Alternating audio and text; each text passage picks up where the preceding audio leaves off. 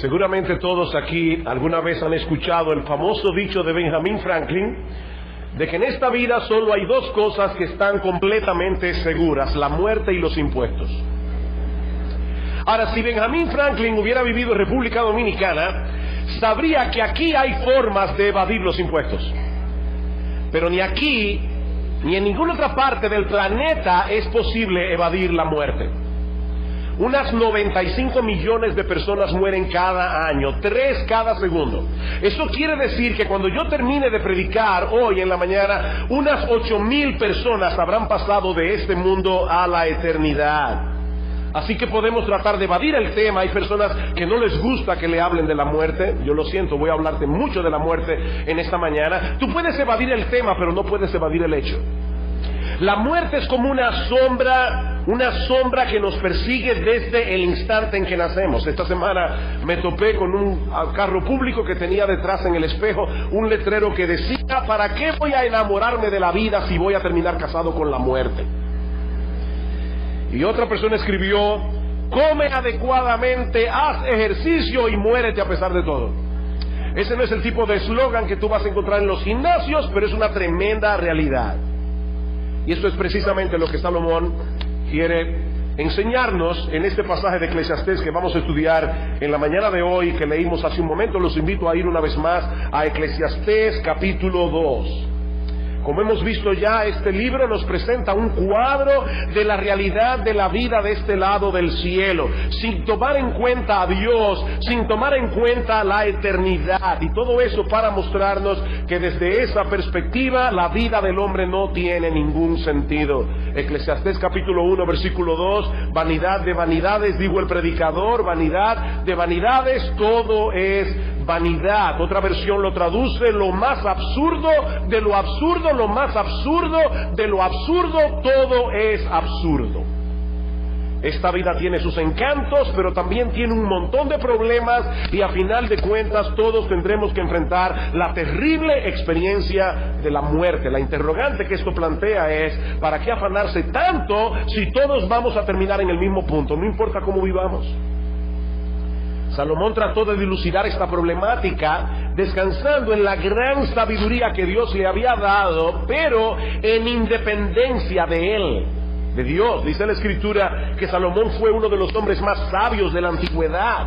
Sin embargo, cuando él trató por sí mismo de entender el propósito de la vida sin tomar en cuenta a Dios, Salomón terminó profundamente hastiado y frustrado.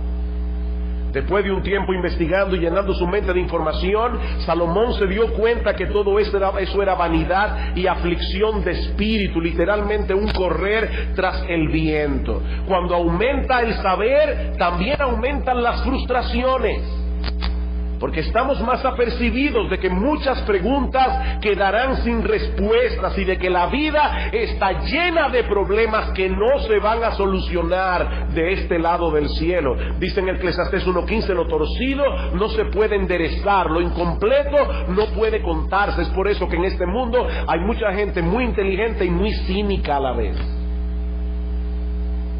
Así que Salomón decidió probar con el placer, con las posesiones, lo que algunos llaman la buena vida. Decía Howard Hughes: la buena vida es cara, la otra no es vida. Y Salomón trató de probar por esa vía, a ver si encontraba en la buena vida lo que no había encontrado en el estudio. Pero después de haber experimentado casi todos los placeres disponibles en este mundo, terminó tan frustrado como antes. Capítulo 2 versículo 11: miré yo luego todas las obras que habían hecho mis manos y el trabajo que tomé para hacerlas, y he aquí todo era vanidad y aflicción de espíritu y sin provecho debajo del sol. Sin embargo, Salomón no era ese tipo de personas que se daba fácilmente por vencido. Así que decide volver a repasar los resultados de su investigación para ver si había pasado algo por alto. Versículo 12: después volví yo a mirar para ver la sabiduría y los desvaríos y la necedad. Volví a mirar. Yo no sé si alguna vez ustedes han pasado por esta experiencia, se le pierde algún objeto, no recuerda dónde lo dejaron, y entonces vuelven a recorrer el mismo camino para ver si la memoria se activa, o comienzan a buscar en los lugares inusuales, porque a veces cuando las cosas no están en los lugares donde deberían estar, eso quiere decir que están donde no deberían estar. Entonces uno comienza a buscar en los lugares menos usuales para ver si uno encuentra el objeto perdido. Bueno, algo parecido es lo que Salomón está tratando de hacer a partir del versículo 12, haciendo una comparación entre la sabiduría y la necedad, para ver si el sabio tiene, después de todo, alguna ventaja sobre el necio. Recuerden que él ya había dicho anteriormente que en la mucha sabiduría hay mucha molestia, ¿recuerdan? Y que el que añade ciencia añade dolor. Pero ahora Salomón se pregunta, ¿quiere esto decir que no hay diferencia alguna entre el sabio y el necio? ¿Quiere esto decir que es lo mismo tener sabiduría que vivir en necedad? Versículo 12 otra vez. Después volví yo a mirar para ver la sabiduría y los desvaríos y la necedad. Porque ¿qué podrá hacer el hombre que venga después del rey? Nada, sino lo que ya ha sido hecho. Como decíamos en un mensaje anterior, esta frase, los desvaríos y la necedad, hace referencia a ese tipo de conducta que no toma en cuenta las restricciones morales ni las consecuencias de lo que se hace. Si Salomón hubiera escrito en el siglo XX o XXI, diríamos que él está hablando aquí de vivir la vida loca. Esa es la idea, vivir la vida loca, es decir, una vida vivida para el placer, para la diversión, para el entretenimiento, echando completamente a un lado la ley moral de Dios sin importar las consecuencias que ese tipo de vida produce. Y ahora Salomón se pregunta, ¿existe alguna ventaja entre actuar con prudencia y sensatez o vivir la vida loca? ¿Hay alguna diferencia después de todo si todo es vanidad y aflicción de espíritu? Ahora recuerden algo también, hermanos, cuando Salomón habla aquí de sabiduría y de la que él viene hablando hasta aquí en este momento del libro, él no está refiriéndose a la sabiduría de la que él habla en Proverbios 1:7. El principio de la sabiduría es el temor del Señor. No es de esa sabiduría que él está hablando aquí. La sabiduría que Salomón está comparando con la necedad en este punto del libro no tiene a Dios como punto de partida. Recuerden eso. Él está contemplando la vida debajo del sol. Dios no aparece por parte. Y él nos está mostrando aquí al hombre que trata de encontrar por sí mismo el propósito y significado de su existencia en este mundo. Así que la pregunta de Salomón es, ¿existe alguna ventaja en el hombre que trata de usar bien su cabeza sobre aquel que prefiere no darle mucha mente a las cosas y vivir por sus deseos e inclinaciones? Eso es lo que Salomón parece estar comparando aquí.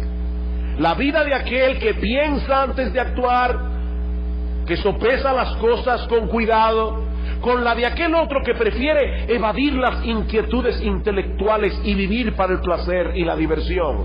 Por supuesto, nadie mejor que Salomón para dilucidar ese asunto. ¿Por qué? Porque él vivió ambas experiencias intensamente. Por eso es que él dice en el versículo 12, ¿qué podrá hacer el hombre que venga después del rey? Nada, sino lo que ya ha sido hecho. En otras palabras, si yo no puedo dilucidar este asunto, nadie más podría hacerlo. Es a mí que me toca averiguar si el sabio de esta vida tiene alguna ventaja sobre el necio por todas las experiencias que yo he tenido, tanto con la sabiduría como con la necedad. ¿Y cuál fue su conclusión? Versículo 13. Y he visto que la sabiduría sobrepasa a la necedad como la luz a las tinieblas. El sabio tiene sus ojos en la cabeza, mas el necio anda en tinieblas. Interesante. Aunque todo es vanidad y aflicción de espíritu, incluyendo la sabiduría y el conocimiento de este mundo, aún así, dice Salomón, la sabiduría supera a la necedad.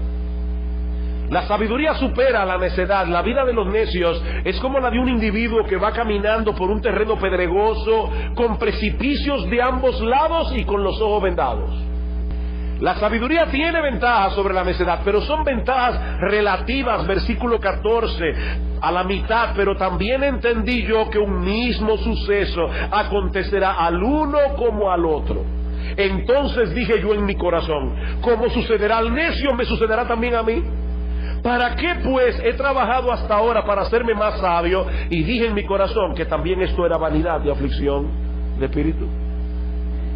A pesar de todas las ventajas relativas que el sabio tiene sobre el necio, ambos se dirigen al mismo destino. El necio y el sabio en la tumba se encuentran, y tanto el uno como el otro se irán de este mundo. ¿Saben cómo? Sin nada. El analfabeto y el que tiene el PhD, sin nada. Dice en el Salmo 49:10 que aún los sabios mueren, perecen del mismo modo que el insensato y el necio, y dejan a otros sus riquezas. Y no hay que ser muy observador para darse cuenta de esto. Todos se mueren y todos se van sin nada. Sin nada, dice Pablo en 1 Timoteo capítulo 6, versículo 7, nada hemos traído a este mundo, y dice él, sin duda, nada podremos sacar de él. Todos los logros y títulos académicos que el sabio llegue a alcanzar en el cementerio pierden vigencia. No sé, ¿cómo se llama eso cuando uno va de un país al otro? No se puede convalidar. Homologar es la palabra. En el cielo no se homologan los títulos. Te vas sin nada. Mi amigo, la tumba no hace acepción de personas. Algún día morirás y tu cuerpo será comido por gusanos. Y el gusano no dice, me gusta más porque este PhD. No. Te vas a ir sin nada y serás comido de gusanos. No importa si eres analfabeto o si hiciste un doctorado en física cuántica y llegaste a ser un tipo famoso. Cuenta la historia que en cierta ocasión Alejandro el Grande se topó con Diógenes, un ya famoso filósofo griego aún en República Dominicana, Diógenes, que estaba mirando atentamente una pila de huesos humanos. Y cuando Alejandro le preguntó qué estaba haciendo, Diógenes le respondió, estoy buscando los huesos de tu padre, pero no puedo distinguirlos de los de un esclavo. Dice un comentarista, la muerte le roba al hombre la razón de ser de su dignidad. De hecho, el mismo Alejandro el Grande murió a los 32 años de edad, después de haber conquistado casi el mundo entero conocido. Mi amigo, esa es una batalla que todos enfrentaremos tarde o temprano y que nadie puede ganar. Y cuando te toque tu turno, es muy probable, escúchame bien, es muy probable que poco a poco comiences a convertirte en un simple recuerdo, y el día llegará cuando serás completamente olvidado. Versículo 16, porque ni del sabio ni del necio habrá memoria para siempre, pues en los días venideros ya todo será olvidado, y también morirá el sabio como el necio. Aborrecí por tanto la vida, porque la obra que se hace debajo del sol me era fastidiosa, por cuanto todo es vanidad y aflicción de espíritu. Le decía a mi esposa en estos días que, estudiando Salomón, yo no sé por qué razón ha venido a mi mente una y otra vez mi abuelo paterno, al que yo nunca conocí. Él murió antes de que yo naciera. Y pensaba en todo lo que este hombre tuvo que luchar para venir de Palestina hasta República Dominicana, hacer un negocio, prosperar aquí, llegó a ser un hombre muy rico, después lo perdió todo prácticamente, tuvo una vida impresionante, y yo casi nunca me acuerdo de mi abuelo. Es un fantasma. Cuando él estaba vivo, estaba tan vivo como yo lo estoy ahora, ya se olvidó. Ya se olvidó. Eso es lo que lleva a Salomón a decir, yo estoy hastiado de la vida. Miren, una cosa es sentirse desilusionado con algunos aspectos de la vida, otra muy diferente es aborrecer la vida misma. Y cuando Salomón se enfrentó con la realidad de la muerte, terminó hastiándose de todo lo que había hecho con tanto esfuerzo. ¿Para qué sirve esto? Como bien ha dicho alguien, si esto es todo lo que hay, entonces la vida es una trampa y un engaño. Si esto es todo lo que hay, la vida es una trampa. Un día le sigue al otro y al otro y al otro, y cada día similar al anterior, y al final de todo nos morimos como quiera. No importa si fuimos sabios o si fuimos necios, si fuimos justos o injustos, si fuimos diligentes o si fuimos unos vagos y unos irresponsables. Y lo grande es que el hombre no quiere morirse. Obviamente. El hombre no quiere morirse. Pero cuando se detiene a examinar las cosas como lo hizo Salomón, la vida tampoco le resulta placentera. Esa es la trampa en la que está metido el hombre. Decía Voltaire, aborrezco la vida, pero le tengo miedo a la muerte. Qué terrible. Aborrezco la vida, pero le tengo miedo a la muerte. La vida es como es, con todos sus achaques, sus afanes, sus problemas, y la muerte es irremediable. En algún momento se encargará de ponernos a todos en el mismo nivel.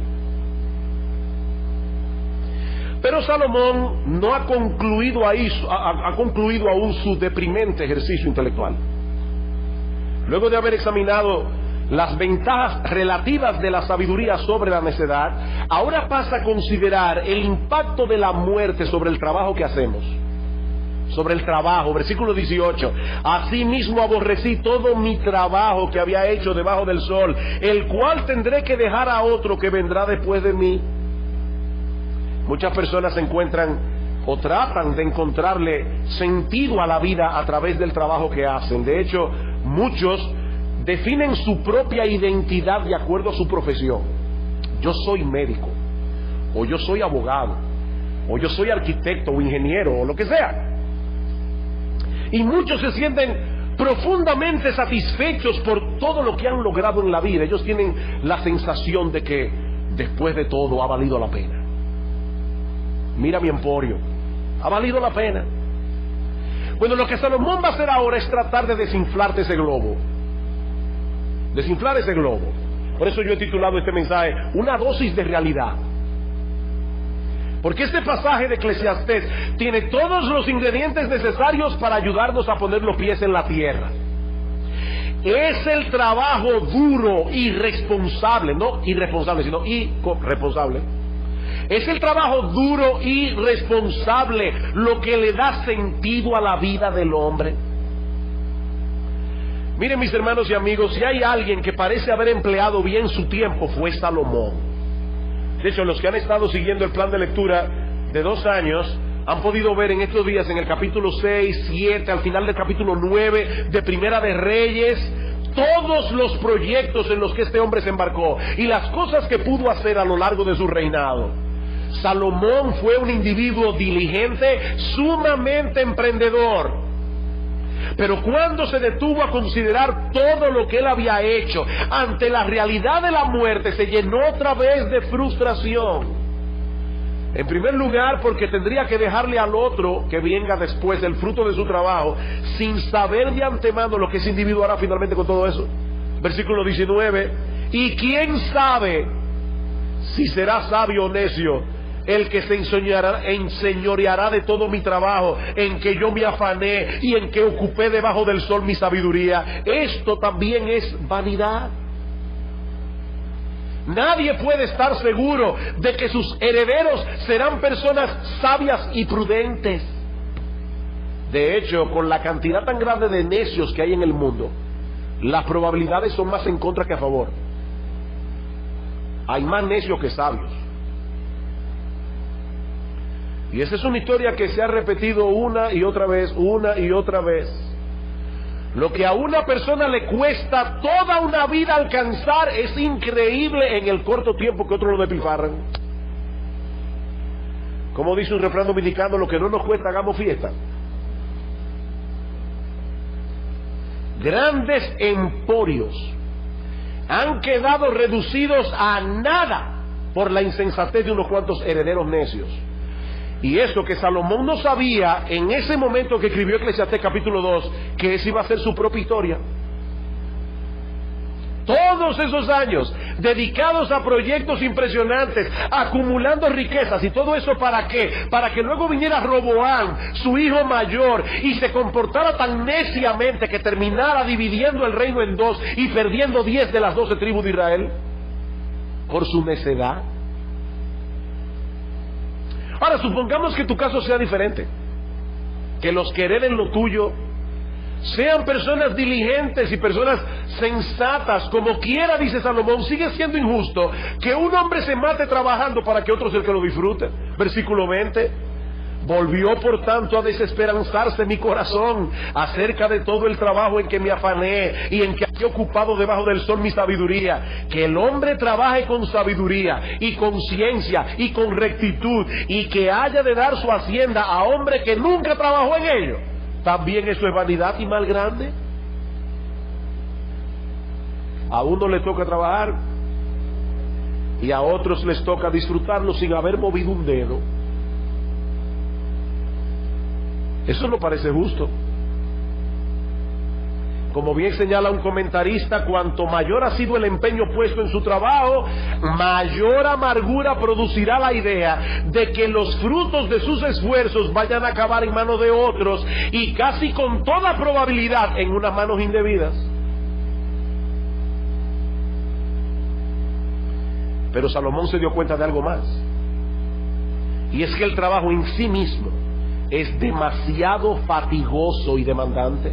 Versículo 22. Porque ¿qué tiene el hombre de todo su trabajo y de la fatiga de su corazón con que se afana? Ustedes están oyendo todos los términos que Salomón usa aquí: afán, trabajo, fatiga.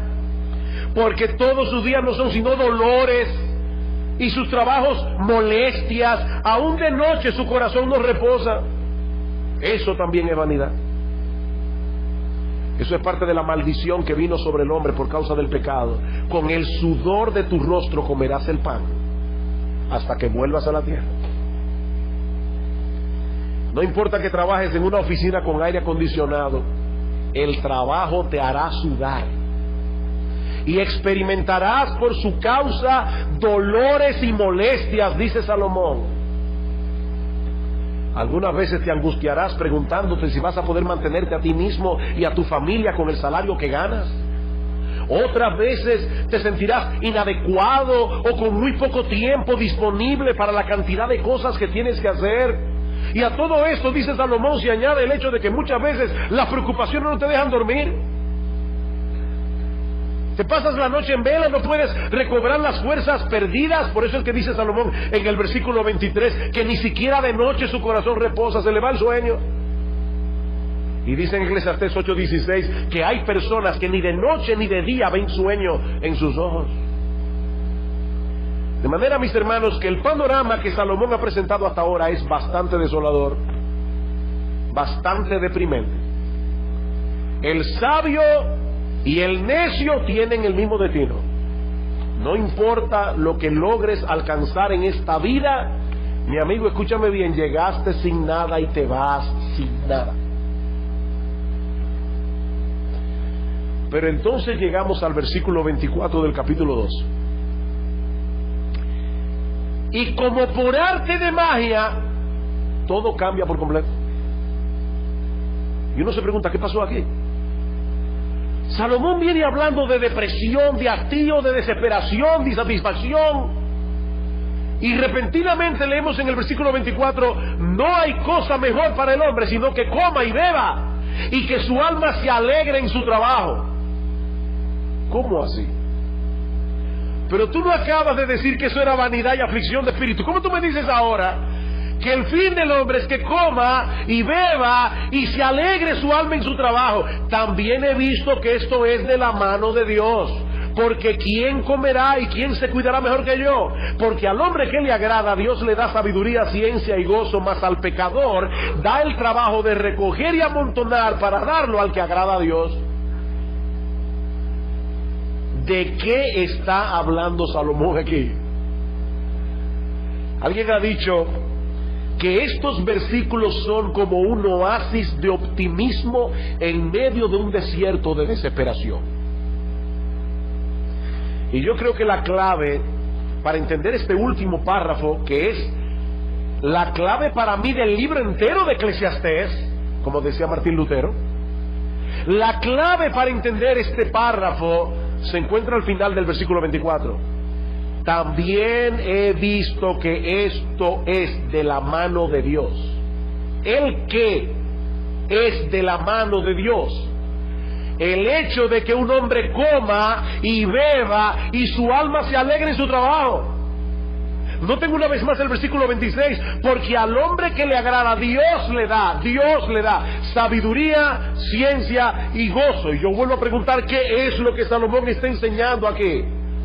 Que después de haberse dedicado a buscar todas esas cosas por sí mismo y para sí mismo, el placer, las posesiones, la alegría de la vida, el gozo, Salomón entendió que el verdadero deleite en la vida proviene de recibir esas cosas y disfrutar de ellas como regalos de Dios. Eso es lo que Salomón está diciendo. Queridos hermanos, el que hace del placer, de las posesiones, del entretenimiento, de las diversiones, el propósito de su existencia en este mundo, terminará hastiado, terminará frustrado. Pero el que persigue a Dios podrá disfrutar con gratitud y gozo de los buenos dones que Él nos da. Eso viene de la mano de Dios. Un comentarista dice, cuando aprendemos a recibir las buenas cosas de la vida como regalos de Dios, en vez de tomarlas como derechos, experimentamos un gozo genuino y verdadera gratitud. Hay personas que van por la vida demandando que todo el mundo le rinda pleitesía, como si los placeres de la vida fueran su derecho. Yo tengo derecho a ser feliz. No, tú tienes derecho a estar en el infierno por causa de tus pecados. Eso es lo que tú mereces. No, tú no tienes derecho. Cuando Dios te da una bendición, es un regalo que te da. Es un regalo. Escuchen una vez más ese pasaje de 1 Timoteo 6 que yo cité hace un momento. Sin nada hemos traído a este mundo y sin nada sacaremos de aquí. Voy a leer este texto en su contexto completo. Dice Pablo, capítulo 6, versículo 6 de 1 Timoteo, pero gran ganancia es la piedad acompañada de contentamiento, porque nada hemos traído a este mundo y sin duda nada podremos sacar. Así que, teniendo sustento y abrigo, estemos contentos con esto. Es un regalo de Dios. Porque los que quieren enriquecerse, es decir, aquellos que no ven esas cosas como regalos de Dios, aquellos que se afanan por hacerse ricos para poder comprar lo que yo quiera y cuando yo lo quiera y viajar a donde quiera, dice Pablo, los que quieren enriquecerse caen en tentación y lazo, y en muchas codicias necias y dañosas que hunden a los hombres en destrucción y perdición, porque raíz de todos los males es el amor al dinero. No el dinero, no, con el dinero se puede hacer mucho bien. La raíz de todos los males es el amor al dinero, el cual codiciando algunos se extraviaron de la fe y fueron traspasados de muchos dolores. ¿Cuál es entonces el consejo de Pablo? Versículo 17, a los ricos de este siglo manda que no sean altivos, que no pongan su esperanza en las riquezas, las cuales son inciertas, sino en el Dios vivo que nos da todas las cosas en abundancia para que las disfrutemos. Y déjenme decirles algo, no son los ricos únicamente los que ponen su esperanza en las riquezas. Vayan a las farmacias hoy. Las filas de la gente comprando palé, quiniela, lotería. ¿Saben para qué? Para hacerse ricos sin dar un golpe. Pero eso no es lo que Dios quiere. De hecho, yo espero que ningún creyente aquí haga semejante barbaridad. Los que quieren enriquecerse caen en tentación y lazo y en muchas codicias necias y dañosas que hunden a los hombres en destrucción y perdición. Es Dios que nos da las cosas en abundancia para que las disfrutemos. ¿Y saben qué, mis hermanos? Los creyentes glorificamos a Dios. Los creyentes glorificamos a Dios, le damos gloria a Dios cuando disfrutamos legítimamente de esas cosas con gratitud y gozo, reconociendo que son regalos de amor de nuestro Padre Celestial, incluyendo el trabajo mismo. El trabajo mismo. ¿Alguna vez te has puesto a pensar que el trabajo es uno de esos dones, es uno de esos regalos que Dios ha dado al hombre por su amor y su bondad? ¿No dice en Génesis capítulo 1, versículo 26 al 28, que tan pronto Dios creó al hombre, le dio un trabajo que hacer, una tarea que hacer? Y dice en el versículo 31 de ese mismo pasaje, que vio Dios todo lo que había hecho, y he aquí que era bueno en gran manera, incluyendo el hecho de que el hombre tuviera un trabajo que hacer. Eso es bueno, tener trabajo y trabajar. El trabajo está supuesto a ser uno de los deleites del hombre en el paraíso, porque es parte de la imagen de Dios en nosotros. Nosotros trabajamos porque fuimos creados por un Dios trabajador, dice en Juan, capítulo 5, versículo 17, dice el Señor: mi Padre hasta ahora trabaja y yo también trabajo. El problema es que el pecado entró en el mundo, y con él las frustraciones que el hombre experimenta en el contexto de su trabajo. Pero el trabajo puede ser algo disfrutable a pesar de todo, siempre y cuando trabajemos para el agrado de Dios y recibamos el fruto de nuestro trabajo como un regalo de Él.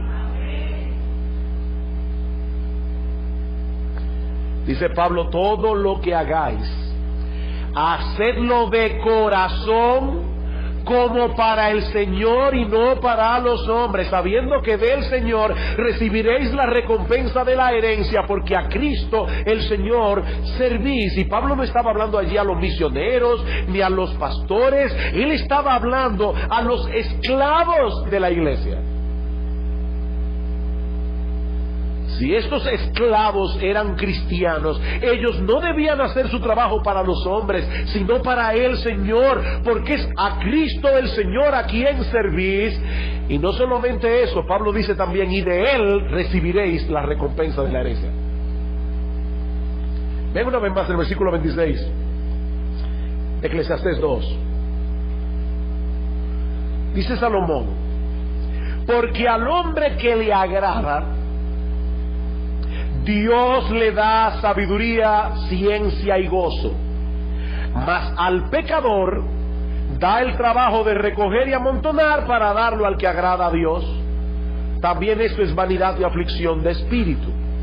Salomón está haciendo una diferencia aquí entre aquel en el que Dios se agrada, aquel que se ha amparado bajo la gracia de Dios, y aquel que ha decidido vivir su vida de espaldas a Él, haciendo un ídolo del placer, un ídolo de las posesiones.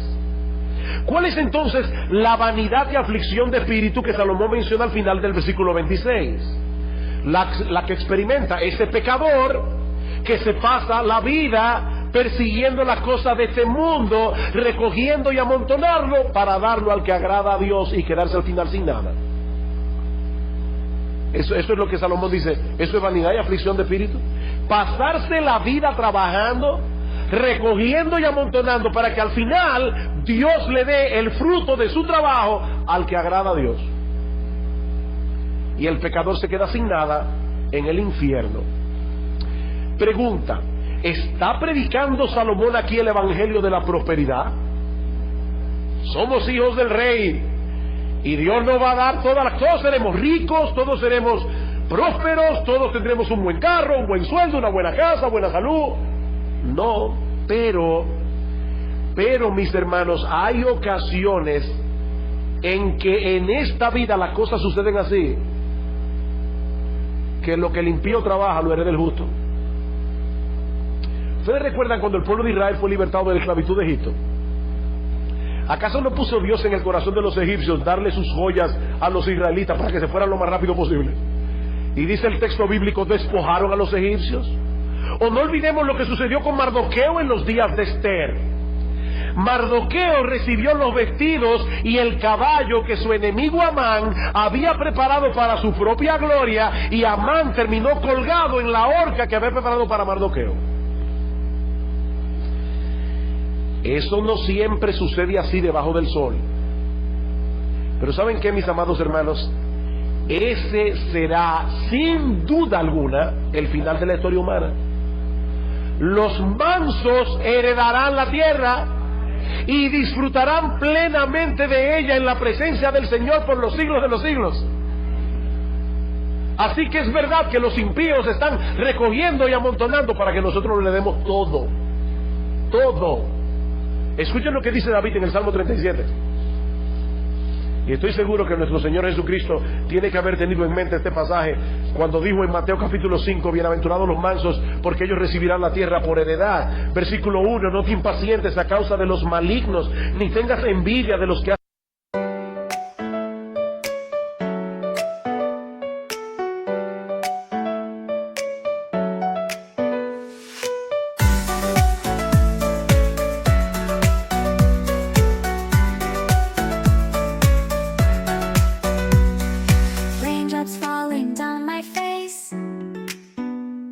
like tiny tears in a happy chase, hopping through the puddle sea, colors dancing wild and free. Skies are gray but I don't mind, cool raindrops on my skin I find, kicking off my Saturday, watch the clouds just drift away. Rainbow in the rain, what a sight, colors shining oh so bright, dancing in the streets so bright, everything will be alright.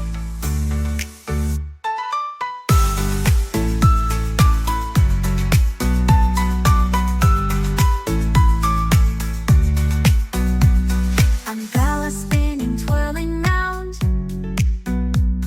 a colorful halo on the ground, music playing on the sand, skipping beats, the heart will sway, feel the world come out to play. Lightning cracks but don't you fear,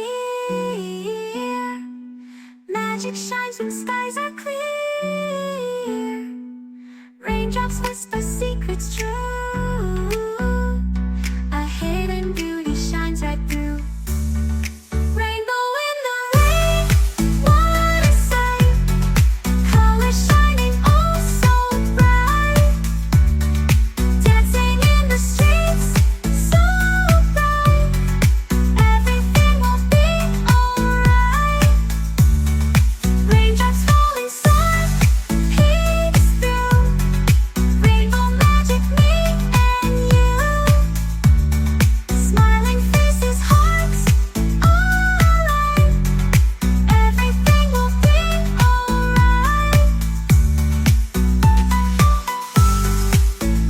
be alright.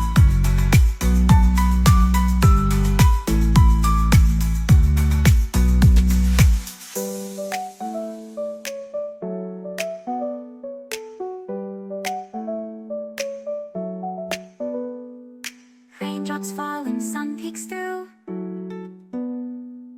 rainbow magic, me and you,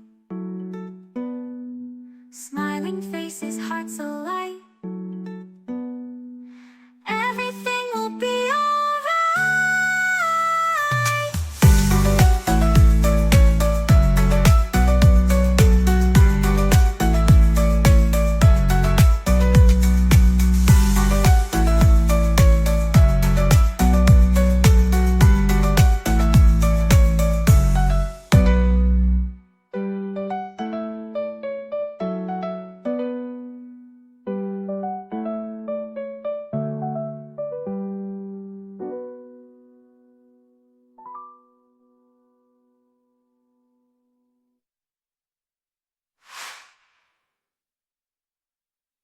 En iniquidad, porque como hierba serán pronto cortados y como la hierba verde se secarán. Versículo 8, deja la ira, desecha el enojo, no te excites en manera alguna a hacer lo malo, porque los malignos serán destruidos, pero los que esperan a Jehová, ellos heredarán la tierra. Versículo 11, pero los mansos heredarán la tierra y se recrearán con abundancia de paz. Versículo 18, conoce Jehová los días de los perfectos y la heredad de ellos será para siempre. Versículo 22, porque los benditos de él heredarán la tierra y los malditos de él serán destruidos. Versículo 29, los justos heredarán la tierra y vivirán para siempre sobre ella. Versículo 34, espera en Jehová, guarda su camino y él te exaltará para heredar la tierra. Cuando sean destruidos los pecadores, tú lo verás. Versículo 37, considera al íntegro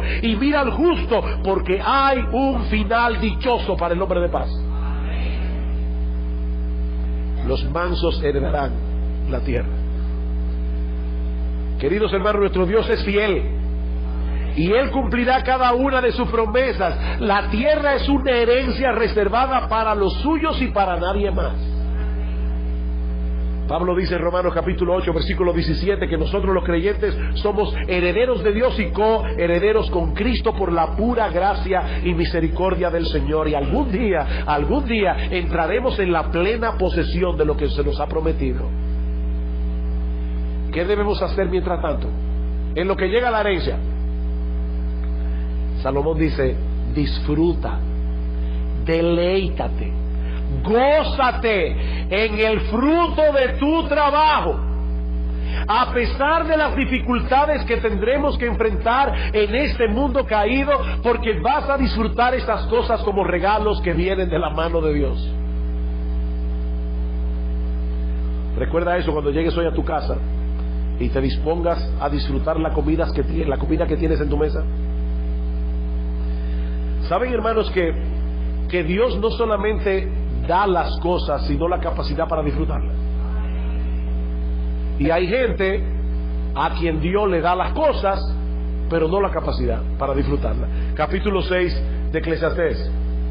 Capítulo 6 de Eclesiastés. Hay un mal que he visto debajo del cielo, y muy común entre los hombres, el del hombre a quien Dios da riquezas y bienes y honra, y nada le falta de todo lo que su alma desea, pero Dios no le da la facultad de disfrutar de ello, sino que lo disfrutan los extraños. Esto es vanidad y mal doloroso.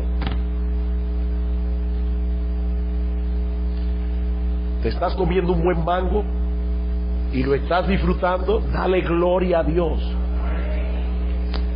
Wow, Señor, qué bueno que yo puedo comerme este mango, disfrutar este mango. Queridos hermanos, es Dios quien nos da la capacidad de disfrutar las cosas que Él provee. ¿Qué debemos hacer entonces? En vez de perseguir el placer y las posesiones, debemos perseguirlo a Él y recibir con gozo y gratitud lo que Él quiera darnos. Escuchen una vez más Eclesiastés 2:25. Porque ¿quién comerá y quién se cuidará mejor que yo? ¿Qué es lo que Salomón está diciendo ahí? Él está diciendo, si yo, que tuve tantas oportunidades de disfrutar de las cosas buenas de esta vida, no pude encontrar ningún placer genuino y permanente hasta que me dispuse a recibir esas cosas como un regalo de Dios, ¿quién podrá hacerlo? Nadie se va a cuidar mejor que yo. Yo vivía en un palacio, tenía todo lo que quería. Y hasta que yo no entendí que yo no debía perseguir esas cosas, hasta que yo no entendí que esas cosas son un regalo de Dios, mi vida nunca fue deleitosa. Me hastié de todo. Me hastié. Así que si bien es cierto que la vida es dura y que trae consigo muchos afanes y problemas, mi amado hermano, el creyente debe amar la vida. Hay personas que creen que es espiritual querer morirse. No, dice primera de Pedro capítulo 3 versículo 10, el que quiera amar la vida y ver días buenos, refrene su lengua del mal, sus labios no hablen engaño. Nosotros debemos amar la vida que Dios nos da. Amar la vida. Disfrutar de los dones que Él nos da a través del fruto de nuestro trabajo. Y cuando nos toque la hora de partir de este mundo, podremos hacerlo con confianza, porque tenemos la plena certeza de que partiremos a la presencia del Señor. Dice en Hebreos capítulo 2 versículo 14 que el Señor le quitó a la muerte su terror. ¿Qué es lo que hace terrible la muerte de un ser humano? ¿Saben el qué es? El hecho de tener que enfrentarse cara a cara con un juez que todo lo sabe. Dice en Hebreos capítulo 4 versículo 13 que todas las cosas están desnudas y abiertas a los ojos de aquel a quien tenemos que darle cuentas. Pero nosotros tenemos un Salvador en los cielos que decidió sufrir en nuestro lugar el castigo que nosotros merecíamos por causa de nuestros pecados. Ese Salvador nos concedió gratuitamente por gracia el don de la vida eterna. Así que nosotros estamos seguros en Él. Sea que vivamos o que muramos, del Señor somos. Pablo dice que nuestra vida está escondida con Cristo en Dios. Y la palabra griega que usa allí para esconder es muy interesante. Es la palabra griega encriptón, de donde viene la palabra encriptar. ¿Ustedes han visto esas personas que crean un software de computadora y le ponen unas claves para que un hacker un pirata no lo pueda piratear? Bueno, nuestra vida está encriptada en Dios, está guardada en Cristo, está protegida en Cristo. Nadie nos puede sacar de allí. Por eso es que Pablo pudo mirar la muerte cara a cara y decirle en 1 Corintios 15, ¿dónde está, oh muerte, tu aguijón? ¿Dónde, oh sepulcro, tu victoria? Ya que el aguijón de la muerte es el pecado y el poder del pecado, la ley. Mas gracias sean dadas a Dios que nos da la victoria por medio de nuestro Señor Jesucristo. Así que, hermanos míos, amados, estad firmes y constantes, creciendo en la obra del Señor, siempre sabiendo que vuestro trabajo en el Señor no es que en vano. ¿Qué les recuerda esa frase? Eclesiastés capítulo 2. ¿Qué contraste? Salomón contempló la vida sin Dios y concluyó que todo su trabajo era vanidad y aflicción de espíritu. El apóstol Pablo colocó a Cristo en la ecuación y concluyó que el trabajo que hacemos unidos a Él por la fe no es en vano. Así que es Cristo el que hace la diferencia entre una vida plena y significativa y una vida vana y tormentosa. Es Cristo el que hace la diferencia. No es el tipo de trabajo que hagas, no es la cantidad de bienes y placeres que puedas alcanzar en este mundo, no es cuán engrosada esté tu cuenta bancaria. Es Cristo y solo Cristo. Él hace toda la diferencia. Mi hermano, déjame hacerte una pregunta. ¿Qué es lo que tú persigues en la vida? ¿Detrás de qué andas tú? ¿De los placeres que este mundo ofrece? ¿O del Dios que provee generosamente aquellas cosas que alegran el corazón del hombre, a pesar de que el hombre no lo merece? Me encanta este versículo en Hechos 14:17. Pablo dice que Dios no se dejó a sí mismo sin testimonio, haciendo bien, dándonos lluvias del cielo y tiempos fructíferos, y llenando de sustento y de alegría nuestro corazón. Dios nos llena de sustento y de alegría. Disfrutas de esas cosas deleitosas que tiene la vida con gratitud y gozo, sabiendo que son regalos que vienen de la mano de Dios, o estás haciendo un ídolo de esas cosas, sustituyendo a Dios por ellas, tratando de encontrar en esas cosas lo que solo Dios te puede dar. Mi amigo, ¿y qué de ti? ¿Qué de ti? Tú tienes la certeza de que cuando te toque partir de este mundo tendrás todas tus cuentas arregladas con Dios. Bueno, mire, pastor, si hay un tipo decente, es este que está aquí. Bueno, mira, mi amigo, si esa es tu confianza, tú estás en problemas. La Biblia dice que todas nuestras justicias son como un trapo de inmundicia en la presencia de un Dios perfectamente justo. Tus obras de justicia son un trapo de inmundicia en la presencia del Señor. ¿Es esa tu confianza? Mira, mi amigo, no importa cuántas cosas de esta vida tú puedas disfrutar, cuántas posesiones puedas...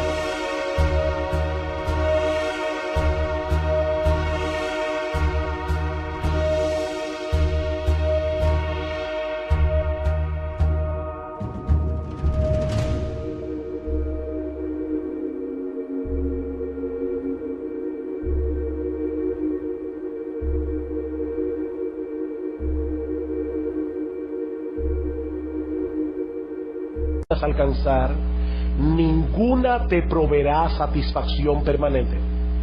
Y ninguna de ellas te servirá de nada cuando tengas que enfrentarte con la justicia de Dios. Mi amigo, Cristo es el único mediador entre Dios y los hombres. El único mediador. Porque es el único en quien puedes encontrar el perdón de todos tus pecados y el don de la vida eterna. Él murió en la cruz del Calvario para hacer posible el perdón. Mi amigo, no te vayas de este lugar sin arreglar tus cuentas con Dios, porque tú no tienes la menor idea de cuándo ni cómo será tu encuentro con Él. No te vayas de este lugar, no cometas esa locura de irte de este lugar sin arreglar tus cuentas con Dios, viniendo a Cristo en arrepentimiento y fe. Que Dios bendiga su palabra en esta mañana. Vamos a orar. Padre, queremos darte muchas gracias por habernos dado una vez más la oportunidad de predicar tu palabra. Habíamos orado al principio, Señor, que a ti te plazca traer la unción de tu Espíritu para que tu palabra obre poderosamente en los corazones de todos y cada uno de los que estamos aquí. Oh Señor, ayúdanos a esperar en ti. Ayúdanos a poner nuestra confianza únicamente en ti. Ayúdanos, oh Señor, a disfrutar los dones y los regalos buenos que recibimos de tu mano con gozo y gratitud, pero nunca, Señor, como sustitutos tuyos. Señor, líbranos de la idolatría. Líbranos de la idolatría, que Cristo y solo Cristo sea el centro de nuestras vidas, porque te lo suplicamos en su nombre. Amén.